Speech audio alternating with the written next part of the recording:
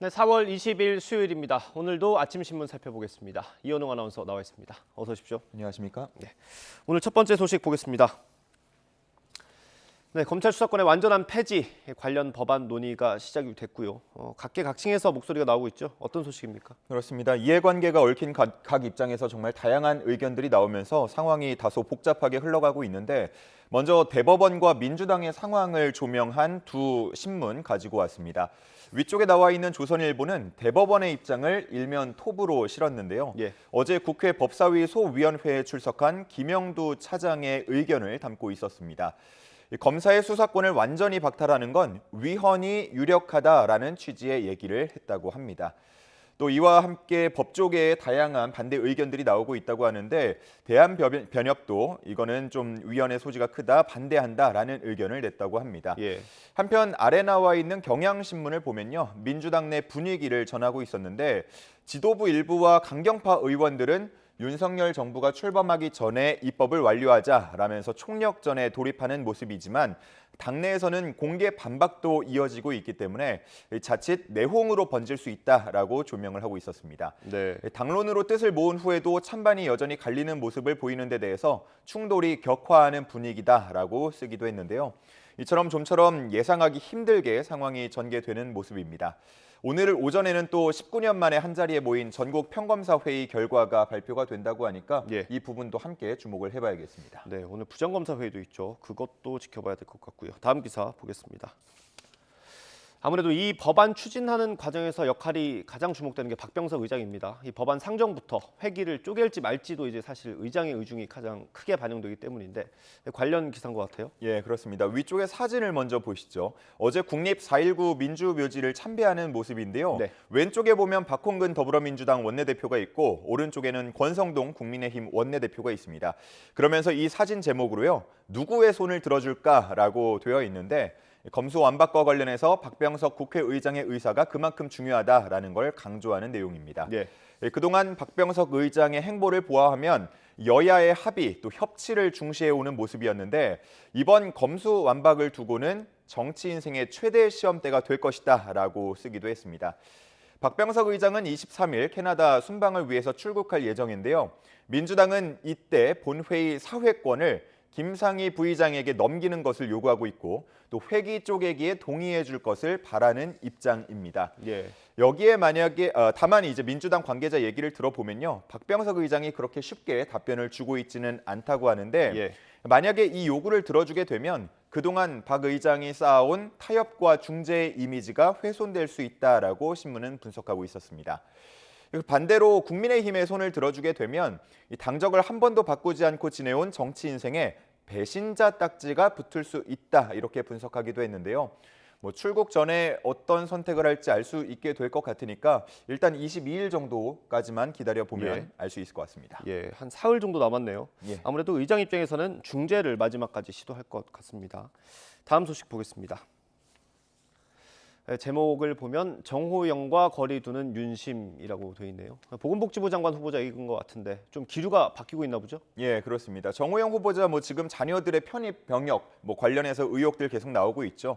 앞서 부정의 팩트가 있어야 하지 않겠냐라는 윤 당선인의 생각을 또 밝히기도 했었는데 이 당시에는 조국 전 장관 사태를 거론하면서 위법 여부가 중요하다라는 취지로 말을 했었습니다. 그런데 어제는 부정의 팩트에 국민의 눈높이, 그러니까 도덕성까지 포함하는 것이다 이렇게 언급을 했는데요. 이 신문은 사실상 퇴로를 마련한 것이다라고 분석하기도 했습니다. 당내에서도 공개적으로 자진 사퇴를 요구하는 목소리가 나오면서 윤석열 당선인이 다소 신중한 모드로 돌아섰다라는 얘기인데요. 여기에다가 윤석열 당선인과 후보자 40년 직이라고 알려져 있었는데 이게 잘못된 사실이다. 어제 당선인 대변인이 바로 잡기도 했습니다. 이것까지 더해지면서 한국일보는 거리를 두고 있다라고 제목을 뽑은 것 같습니다. 다만 당선인 측의 공식적인 입장은 여전히 인사청문회까지 지켜보자라는 데에는 변함이 없습니다.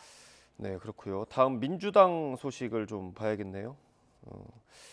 전략공천위원회가 서울시장 후보에서 송영길 전 대표와 그리고 박주민 의원을 배제하기로 했죠. 예, 그렇습니다. 어제 당사자들에게 통보했다고 하고요. 오늘 비대위에서 그 논의가 확정이 될지 여부가 관심을 모으고 있습니다.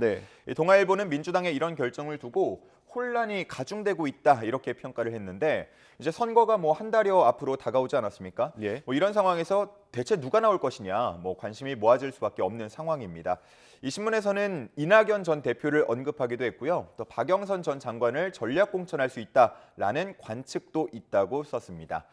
뭐 이 소식이 전해진 후에 이낙연 전 대표는 지도부에 사실상 서울시장 출마를 하지 않겠다라는 얘기를 했다면서 기자들에게 문자 메시지를 보냈다고 하고요. 네. 또 일각에서는 오늘 지도부와 박영선 전 장관이 만날 거란 얘기도 나오고 있는데 뭐 앞으로 상황 어떻게 돌아갈지 조금 더 지켜봐야겠습니다. 네, 그러게요. 비대위 회의 결과에 따라서 또 파장이 커질 수도 있을 것 같고요. 그렇습니다. 네, 다음 기사 보겠습니다. 네, 여기 사진 두 장이 있네요. 이건 주차장인 것 같고 저기는 공사 현장인가요? 예, 하나씩 보면서 설명을 드리죠. 먼저 왼쪽에 주차장처럼 보이는 사진, 광주 자동차 야적장의 모습입니다. 네. 중국 상하이가 봉쇄되면서 부품 공급이 원활하지 않은 상태인데요. 그렇기 때문에 오늘까지 생산이 중단된 상태입니다. 예. 뭐 완성차가 나오지 못하니까 이렇게 야적장이 텅텅 비어 있는 모습 확인할 수 있고요. 예. 저 오른쪽에 나와 있는 사진은 이제 건설 현장 사진인데 최근에 원자재 값이 급등하면서 공사가 중단되는 일들이 벌어지고 있습니다. 예. 지금 사진에 나온 그 모습도 오늘부터 공사를 잠시 멈추기로 했다고 합니다. 네. 이 건설업계는 오늘 시공 단가 조정 등을 촉구하는 집회를 또 열 예정이라고 하네요. 예. 코로나와 러시아 침공이 가져온 공급망 우려가 이렇게 국내 산업계에 큰 충격을 주고 있는 모습인데요. 예. 특히나 가격 협상력이 약한 중소기업들 어떤 얘기를 하냐면 IMF 때보다 더 힘들다 뭐 이런 얘기까지 하고 있다고 합니다. 원자재 시장의 향후 전망도 썩 좋다고 볼 수는 없는데요. 전문가 중에 일부는 이 원자재 인플레이션 이제 시작 단계다 이렇게 보고 있다고 합니다. 예, 그렇군요. 이게 길어지면 길어질수록 중소기업들의 고통은 커질 텐데 정부도 좀 지원 대책이 없을지 고민을 해야 될 것 같습니다. 다음 기사 보겠습니다. 네, 오늘이 장애인의 날이죠. 한겨레가 일면에다가 관련 소식을 실었네요. 예, 그렇습니다. 뭐 신문들 오늘 장애인 날 맞이해서 정말 장애인의 목소리를 다양하게 담고 있었는데요. 그중에 이 한겨레 신문은 일면에 이와 관련한 기사를 실었습니다. 여기 나와 있는 이제 사진을 보면은 휠체어를 탄 장애인이 계단 앞에서 난감해하면서 고개를 숙이고 있는 모습 스티커로 만들어놔서 붙여둔 사진인데요. 예. 장애인들도 각종 시설물을 편리하게 이용할 수 있도록 해달라고 촉구하는 의미를 갖고 있습니다. 예. 기사 본문을 보면 장애인인 한 반려견 미용사의 사연이 담겨 있는데요. 이분이 원래 헤어 메이크업 아티스트였다고 합니다. 네. 근데 청각 장애를 앓게 되면서 고객들과 의사소통이 어려워지니까 반려견 미용에 관심을 가지면서 관련 자격증을 따려고 했다고 합니다. 네. 뭐 필기 시험까지는 통과가 됐는데 실기 시험장에 가니까 장애인은 응시할 수 없다라는 얘기를 듣고 시험을 치를 수 없었다고 합니다. 예. 장애 때문에 왜 이런 대접까지 받아야 하나 싶어서 집으로 돌아오는 길에 정말 펑펑 울었다고 하는데요. 뭐 좌절하지 않고 인권위에 진정을 냈다고 합니다. 뭐 끝내는 장애인 응시 자격이 없다라는 그 규정을 삭제하기로 합의를 했다고 하죠. 자, 그래서 시험을 다시 치르게 됐고요. 1년이 지난 지금 뭐 상급을 거쳐서 2급까지 자격증을 땄다고 합니다. 예. 뭐 지금은 본인이 원하는 가게를 열어서 하루하루 설레는 마음으로 출근한다고 하는데요. 이 장애인과 비장애인을 완전히 다른 집단으로 보지 말아달라라는 말을 끝으로 전했다고 합니다. 예. 박선희 씨죠. 이분 사례처럼 사실 우리가 모르는 불평등이 굉장히 많은 것 같습니다. 이번 사례도 처음 알았고요. 예. 네, 다음 기사 보겠습니다. 네, 우크라이나 상황입니다. 제목을 보니까 죽음의 용병까지 투입이 됐다. 뭐 이런 소식인 것 같네요. 예, 그렇습니다. 지금 중앙에 나와 있는 사진은 돈바스 지역의 모습인데요. 네. 공습을 받아서 검은 연기가 솟구치고 있는 모습 볼 수 있습니다. 그 왼쪽에 지도 나와 있는 걸 보면요. 현재 러시아군이 점령한 지역 주황색으로 표시가 돼 있는 부분인데 예. 우크라이나의 동부죠. 러시아 접경 지역을 대부분 점령하고 있는 모습입니다. 이곳이 이제 돈바스 지역으로 불리는데요. 러시아군은 이 땅을 모두 다 차지한 후에 국민 투표를 거쳐서 흡수하려는 계획을 갖고 있는 것으로 보인다고 합니다. 뭐 미국이 현재까지 파악하기로 러시아군은 이 돈바스 지역에 76개 대대를 투입했다고 하는데요. 병력 규모로 따지면 한 5, 6만 명 정도 된다고 하고 예. 이 제목에도 나와 있듯 죽음의 용병까지 투입이 됐는데 이 죽음의 용병 중동과 아프리카 내전에서 포로를 잡아서 고문시키고 또 참수하는 전쟁 범죄를 저질렀다는 의혹을 받는 용병 그룹입니다. 이러한 러시아군의 움직임에 대해서 젤렌스키 우크라이나 대통령 끝까지 싸워서 스스로 지켜낼 것이다라는 의지를 밝혔고요. 우크라이나 대통령실 비서실장은 이제 전쟁이 2단계로 진입했다라고 평가를 했다고 합니다. 네, 갈수록 상황이 나아질 것 같지는 않고 계속 안 좋아지는 것 같습니다. 네, 다음 기사 보겠습니다. 마지막 기사네요. 이게 사실 코로나19 상황을 거치면서 걱정을 했던 부분이긴 합니다. 이 발열 측정기에 담긴 개인 정보가 또 다른 곳에 이용이 된 거죠?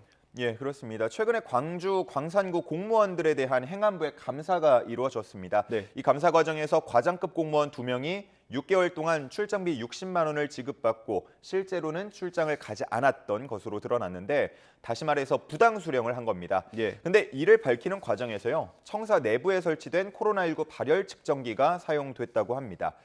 개인정보가 담기지 않는다고 알려졌었는데 예. 실제로는 공무원의 개인정보가 저장이 되어 있었다고 하고요. 행안부 감찰단이 이 자료를 요구해서 받은 뒤에 이를 활용해서 부당 수령을 규명했던 겁니다. 이 신문은 개인정보가 저장되는 줄 몰랐던 발열 측정기 자료 등을 통해서 감찰을 활용한 건 예. 적절한가 논란 여부가 생길 수 있다라고 봤고요. 예. 다만 기사에는 공무원이 아닌 청사를 출입하는 일반인에 대한 정보는 수집되지 않는다라고 쓰여 있었습니다. 예, 이 부당 수령 자체는 정말 잘못된 거지만 이 발열 측정기에 있는 정보를 이렇게 활용해도 되는 건지는 좀 논의가 필요한 부분인 것 같습니다. 그렇습니다. 오늘 말씀 여기까지 듣겠습니다. 고생하셨습니다. 감사합니다.